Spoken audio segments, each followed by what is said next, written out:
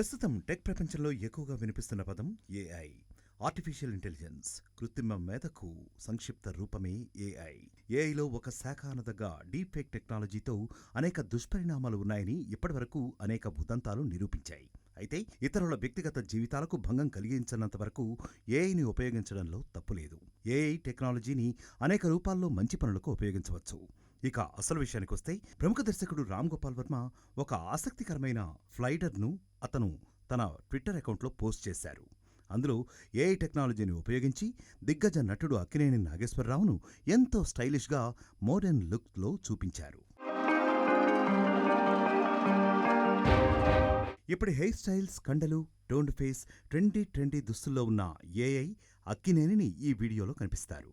Artificial ఏఎన్ఆర్ను ఎంతో ఇంటెలిజెంట్గా create చేశారని వర్మ ఈ వీడియోపై వ్యాఖ్యానించారు.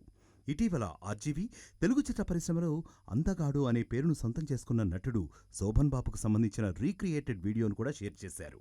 ఇందులో సోగ్గాడు శోభన్ బాబు మోడర్న్ లుక్లో 6 ప్యాక్ బాడీతో బీచ్ ఒడ్డున నడుచుకుంటూ వస్తున్నాడు. ప్రస్తుతం ఆ వీడియో నెట్టింట్లో వైరల్ అవుతోంది.